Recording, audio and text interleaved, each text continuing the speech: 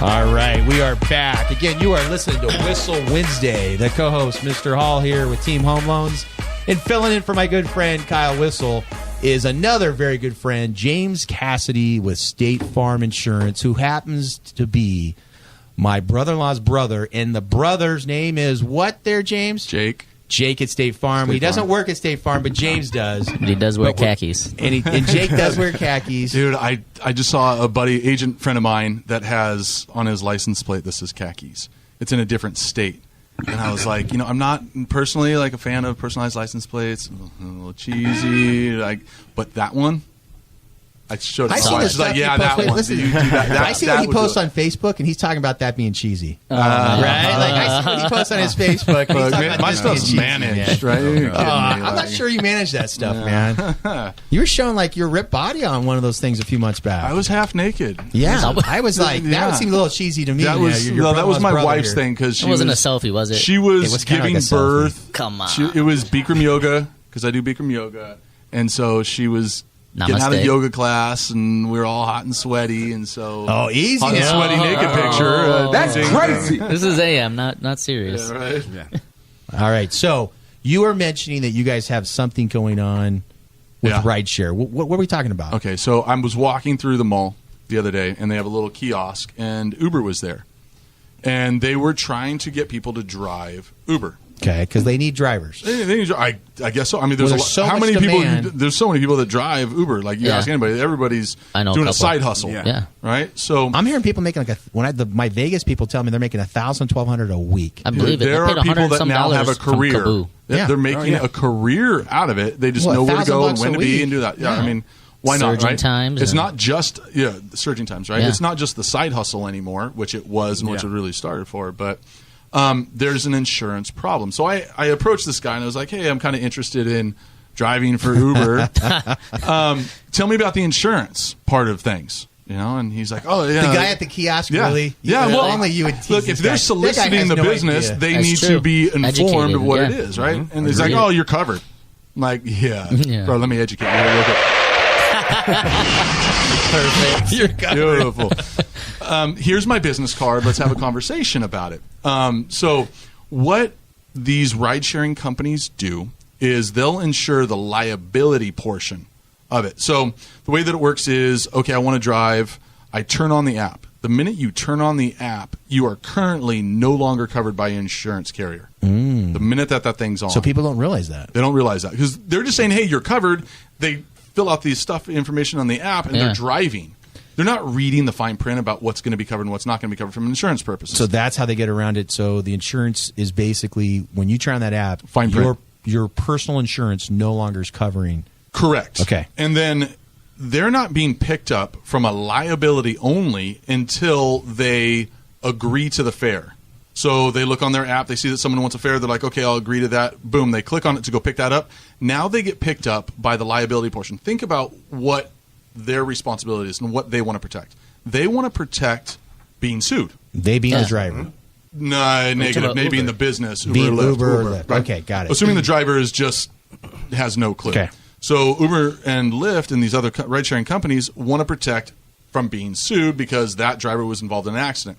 They will pick up the liability portion once that driver agrees to the app, picks them up, drops them off, and then completes the ride. Okay. But they are not picking up everything else that goes along with your regular insurance coverage. Okay. Right? So while your app's on. While the app's on, while they're driving, they're not picking up property damage coverage. Your driver runs into a new Tesla, a nice one, too, a $717,000 Tesla.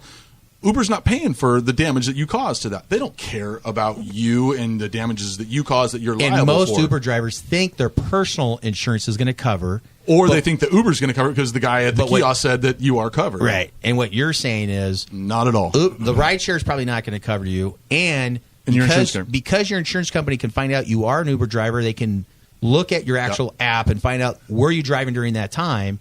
They're going to probably deny the claim. They're going to deny the claim, saying you didn't have insurance coverage at the time. Now the Tesla guy, let's say it's Kyle, not driving 170,000, but Kyle's got two I understand. of the Model 3s coming in, so they're probably like 40-something thousand each. Right. So he's got two for husband and wife, for him and Britt. His and hers. Literally, his and hers.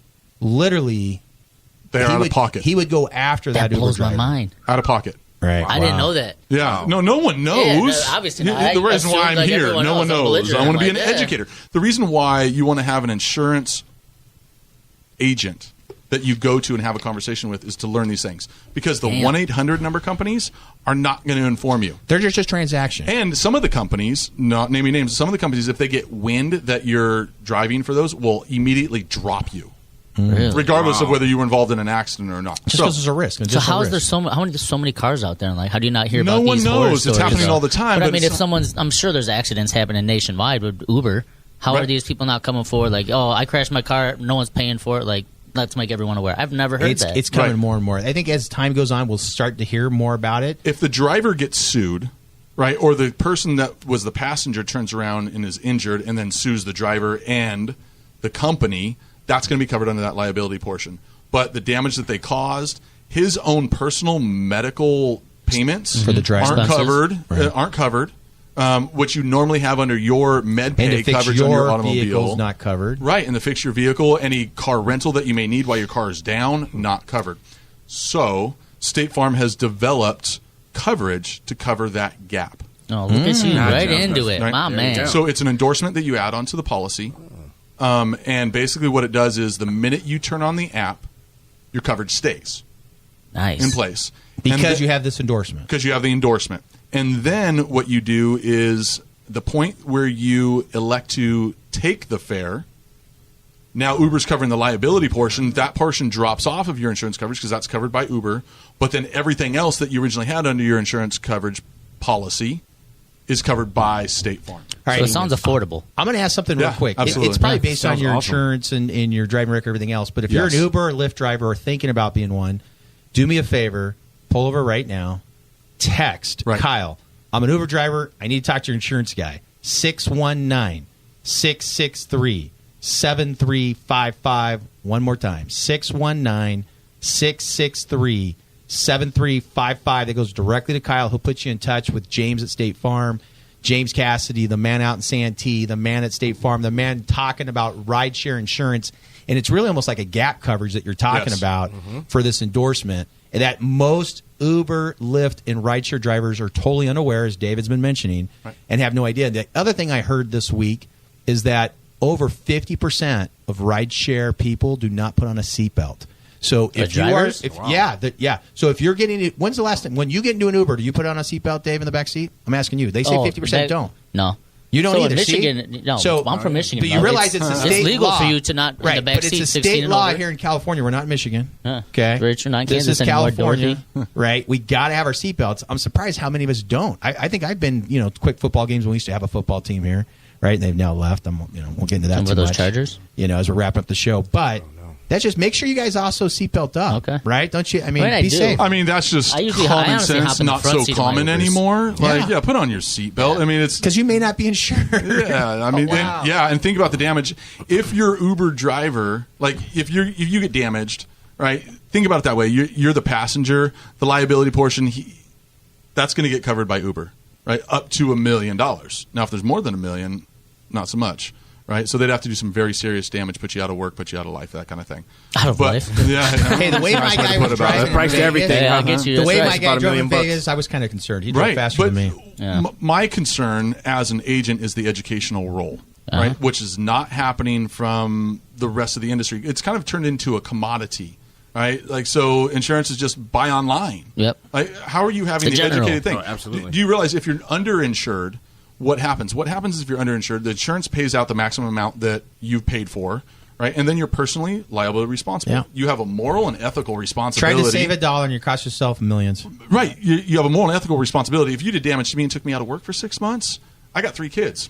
Yeah, So, like, that's- where's that going to come from? We're going Right. to tax your home. It's coming out. My lawyer's coming. So just right, make guys. sure My you got lawyer's that. coming. Have the conversation with your insurance agent, preferably me, James Cassady, State Farm Insurance, 619-449-7707. And that goes directly to James. Or your other insurance carrier and say, look, listen, I want to make sure I've got moral and ethically what I should be having. All right, guys, till next Wednesday, Whissel Wednesday. We're out. Thank you for the time. Take care. Bye.